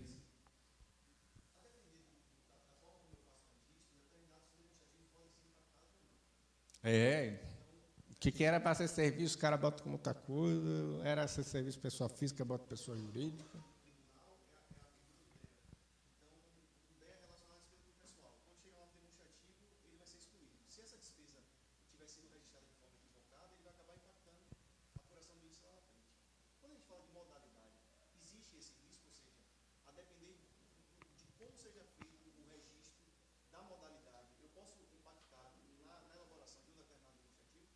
Sim, principalmente o orçamentário, o BO, porque eu tenho a execução das despesas lá, né? Porque se eu pego, se ele vai para o patrimonial, como uma obrigação, ele vai estar constando lá.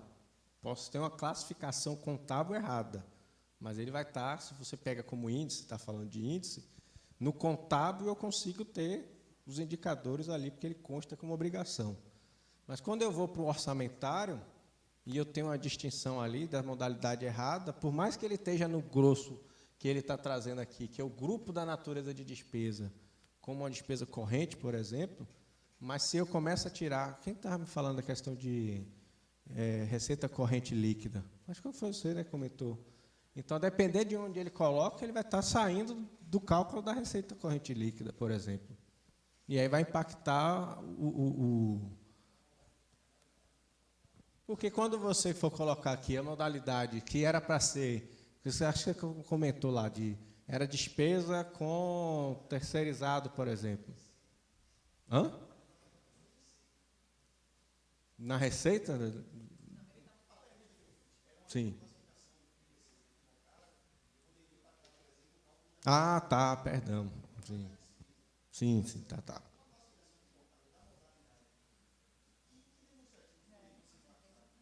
O principal é o balanço orçamentário. É o orçamentário porque é onde vai mostrar onde que está sendo aplicado o recurso. Porque você consegue ver lá. Os demais, tipo o patrimonial, ele vai gerar uma obrigação. Se for gerar algum indicador dali, ele vai estar no indicador. Que é o ente ali.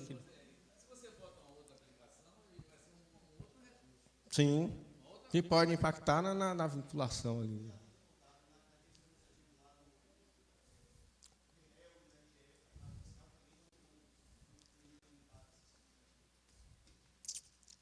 Modalidade ali no REREL.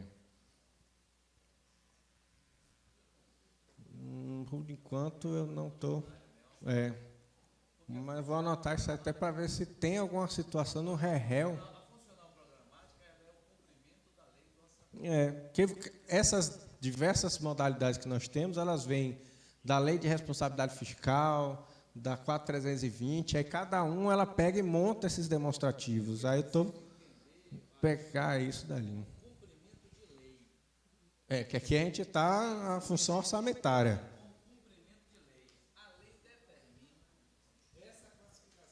Sim. Sim. Por isso que eu estou dizendo, como essa do REREL e RGF, ela vem da Lei de Responsabilidade Fiscal, aí eu tenho que olhar o que ela coloca ali, se a modalidade vai impactar nesses demonstrativos lá.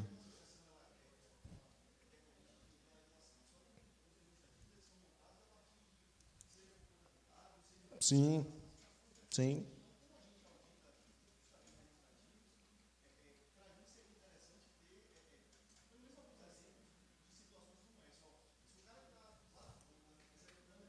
Uhum.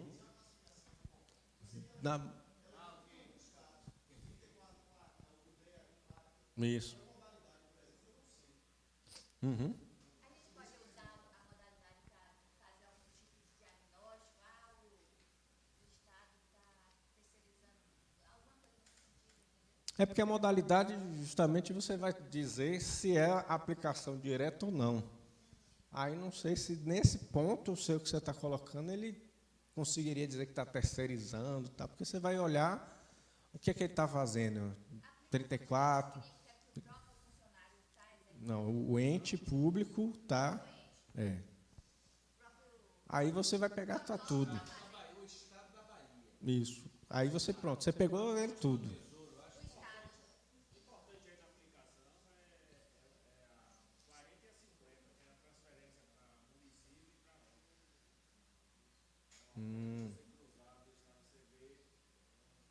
Aí, são situações aí novas aí.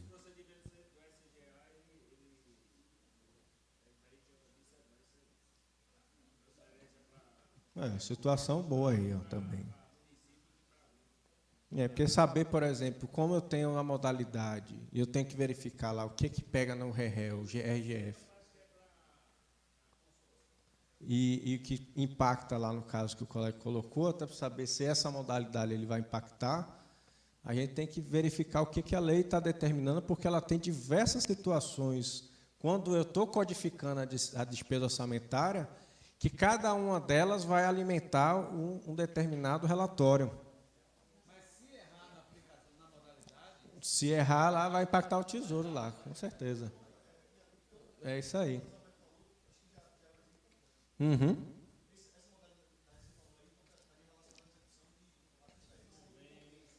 Convênio.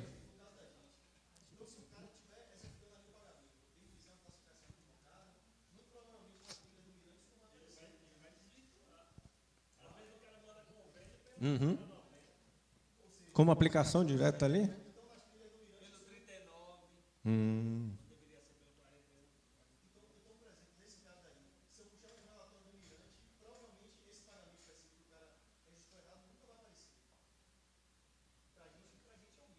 Sim. Entendi. É, tentar forma de como conseguir pegar essas situações aí, né? Equivocado. Uhum. Boa. Já anotado aqui também. É, vai distorcer, porque o que ele vai informar vai estar diferente daquilo que ele está executando, né? Mas como pegar, isso que ele está dizendo. Como ele consegue identificar isso? Entendeu? Só um minutinho, só um minutinho. Não, plano de contas, nesse sentido, ele não vai dar. Não, é a execução, que ele está comentando a execução ali. Na hora que o cara registra, como é que ele vai verificar se ele registrou no lugar errado? Onde que ele consegue olhar que teve aquele registro errado?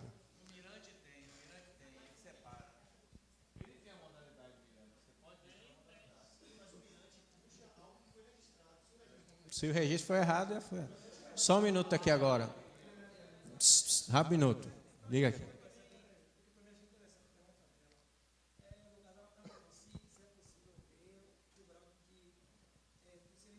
Uhum. Nada, nunca.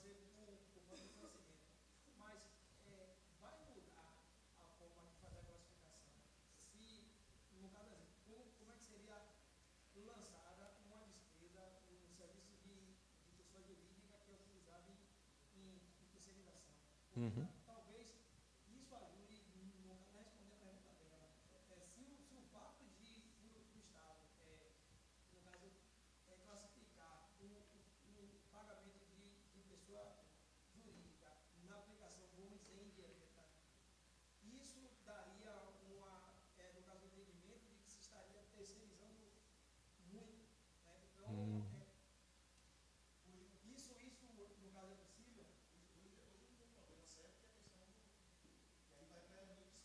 Uhum. Uhum. Uhum.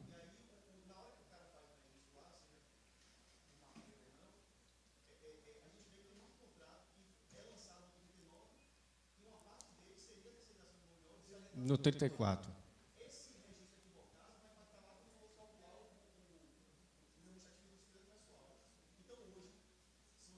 do nível, né, do percentual que você vai ter.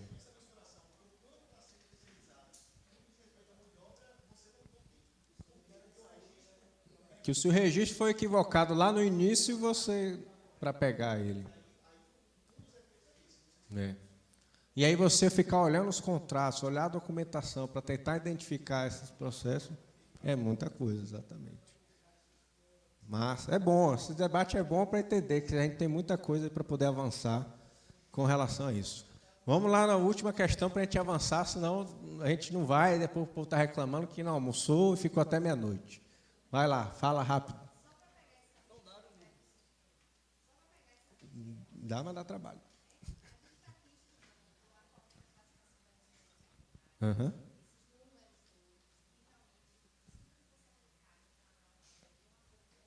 Ah, claro. É. Sim, sim, sim.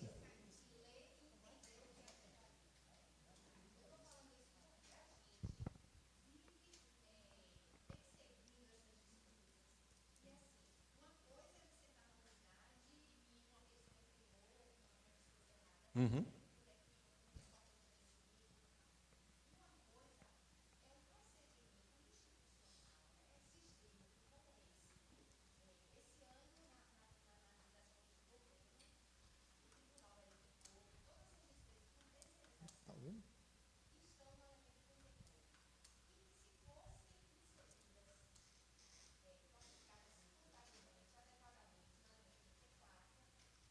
Impactar muito o limite pessoal. Uhum.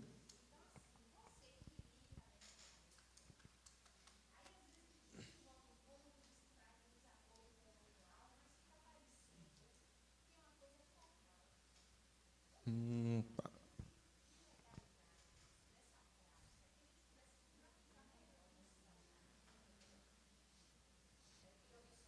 Tá. Porque o que ele está fazendo, ele está forjando ali. Você tem princípios legais que ele está forjando, né? Ele está desvirtuando a própria finalidade da execução orçamentária ali, da despesa.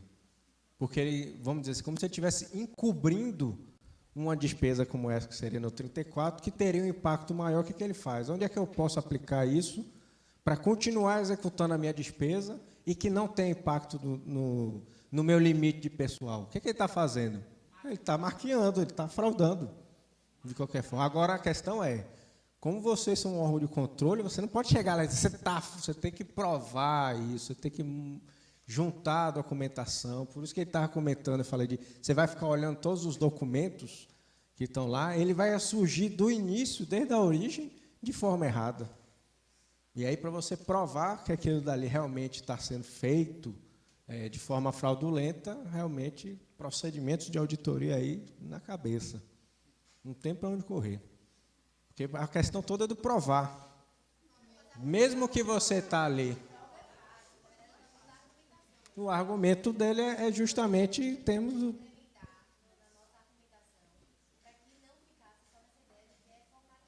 Entendi.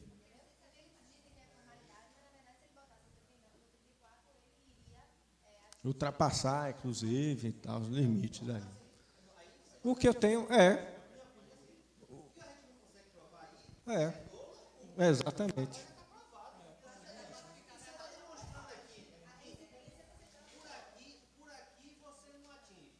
E por outro lado, ele vai.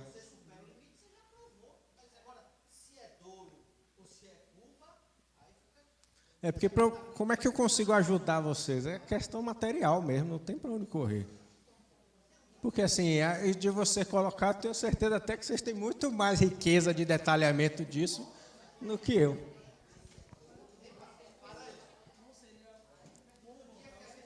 Sim.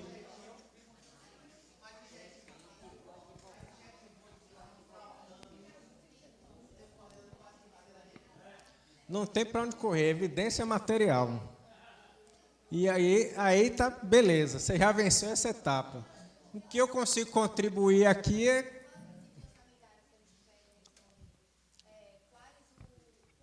bom, princípio.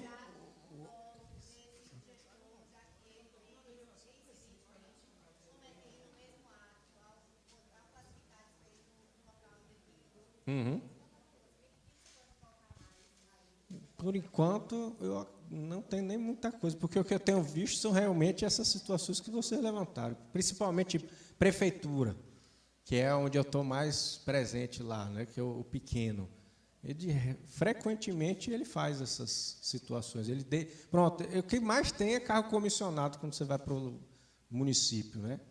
Porque ele não quer inflar a folha de pessoal dele. Aí o que ele faz? Não, mas aí o que ele faz? Ele faz a mesma situação que o colega levantou. Ao invés dele jogar como um valor que vai impactar ali da folha, ele faz de forma distinta para poder não ter esse mesmo impacto. Aí ele faz a mesma coisa. Aí você tem situações, por exemplo, onde o Ministério Público está atuando, ele fala, agora você vai ter que contratar, vai ter que fazer concurso público. Aí começa a ter um rebuliço, que ele vai dizer que não tem recurso para aquilo. Mas você não tem, como é que você está fazendo o comissionado aqui, ou como é que você está fazendo contratação direta? Aí começa a ter diversas situações que aparecem.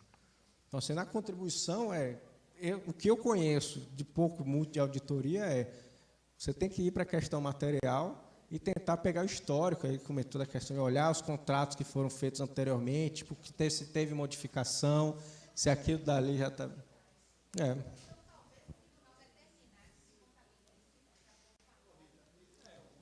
Bom, esse daí é o ponto que deveria ter sido lei.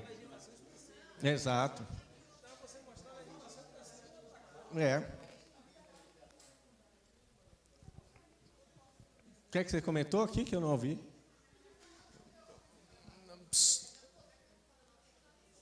Sim. Mas o que ela está dizendo é porque ele acaba desvirtuando ao invés de...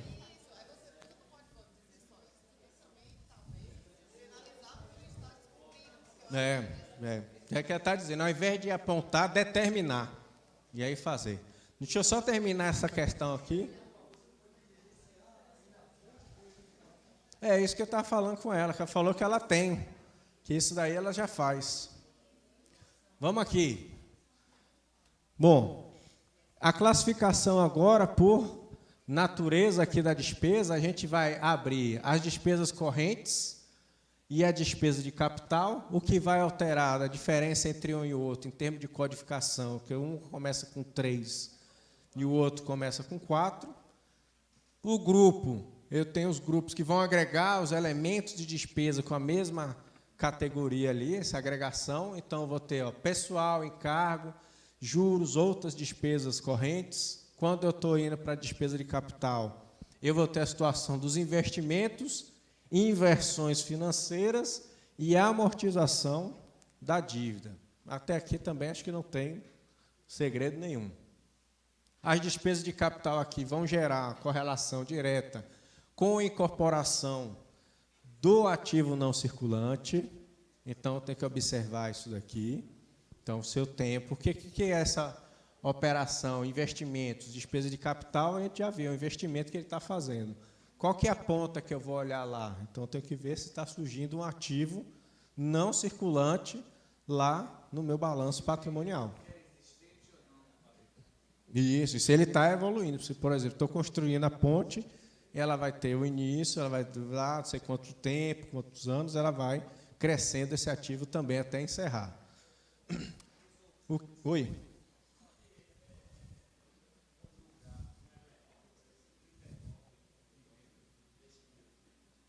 R$ 39 do corrente? Sim. Serviços.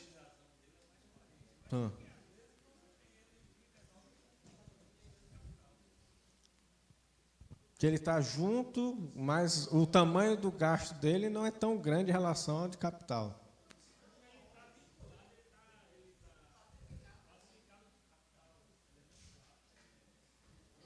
Do grupo 4?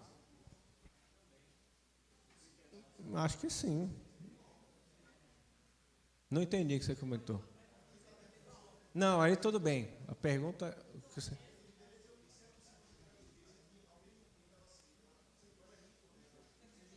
39 no grupo...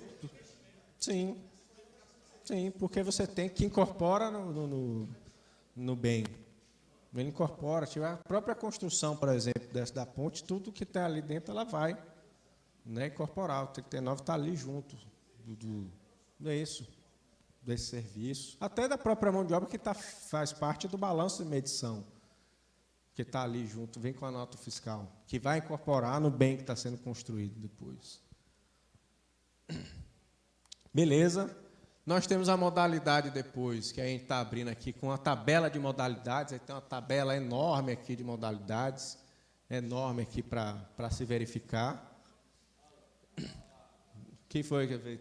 Gostou da tabela? Tem uma tabela enorme. Aqui é de modalidade, aqui não tem segredo nenhum, não. A gente tem depois os elementos aqui também, que vai identificar qual é o objeto de gasto que está sendo realizado, que também tem uma tabela enorme de elementos aí, tem da despesas, elementos aqui diversos, que você já deve conhecer também aí de monte, de alguns. Bom.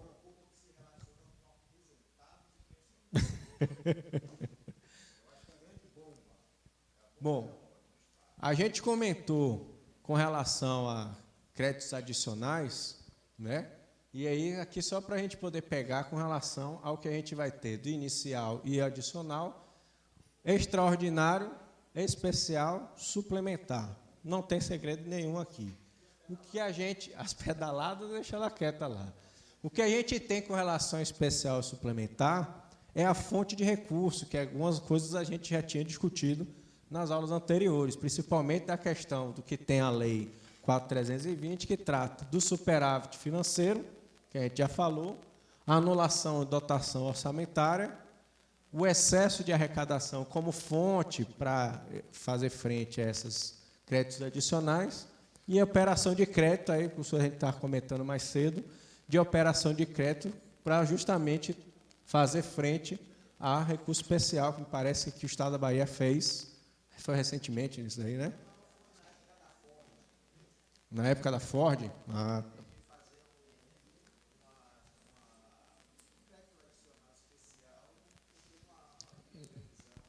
no orçamento, e ele abriu com operação de crédito. A Constituição Federal coloca como um recurso aqueles recursos que estão sem uma despesa. Se eu tenho um recurso que eu não tenho despesa atrelada a ela, eu posso utilizar essa minha receita, esse recurso que eu tenho, como fonte de recurso para crédito especial suplementar. Uma situação que está lá na Constituição. E o Decreto-Lei de 67 usa a reserva de contingência. Aqui a Bahia tem reserva de contingência? Tem? Beleza. Então, a reserva de contingência tem alguma destinação específica para a reserva de contingência? Não tem. Por isso que ela pode ser utilizada como fonte de recurso. Como é que é? Olha lá, deixa quieto esses nomes, não pode ficar aparecendo aqui, não. Então, tem ali.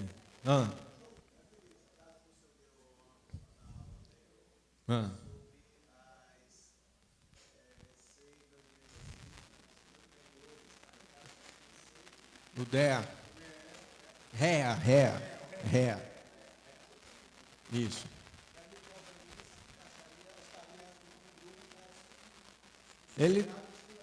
Isso, ou como vem com excesso de arrecadação porque tem de receita. Porque, na verdade, ali, aquele caso especial era com relação... Tá avisando. Aquele caso especial é porque eu tenho um processo de restituição, que é a dedução de receita. Então, se eu tenho uma restituição, como é que eu vou registrar aquilo na LOA para mostrar que eu vou pagar ele? Ou dentro do exercício, deduzo, ou no exercício seguinte, que ele vai ter aquela situação. Só um ponto para eu lembrar aqui, quando eu comecei a falar do superávit financeiro, e a gente estava no burburinho lá, eu acabei errando, a colega até me chamou a atenção depois, no particular, que eu falei, a gente está falando do balanço financeiro, tal, não sei o quê, o superávit financeiro saiu do balanço financeiro, mas ele é no balanço patrimonial, tá? Então, só fazendo uma retificação, porque a gente ficou, o balanço financeiro, veio o superávit financeiro, que a gente está falando de vários demonstrativos e acabou saindo, mas ele sai do balanço patrimonial. Porque lá no balanço patrimonial, pela Lei 4.320, é que eu tenho o ativo financeiro e passivo financeiro, né? Beleza. Bom, aqui a reserva de contingência pode ser utilizada, e o superávit a gente já falou aqui várias situações. Bom, esse ponto, então, a gente vai pegar logo após o nosso lanche, né, porque eu só vou lanchar, porque tem que ir lá, bater e voltar. 1h30 ou 1h? Porque se a gente retorna a 1, eu tenho 4 horas, 5 a gente sai. Se chega a 1h30, 5h30 a gente sai. 1h dá para todo mundo ou não? Não, peraí, peraí. Aqui tem que ser o processo. Estamos no Estado de Direito, processo democrático. Quem é 1h? 1h, pouquíssimo. Então o resto é 1h30. Beleza. Então 1h30 a gente está de volta aqui.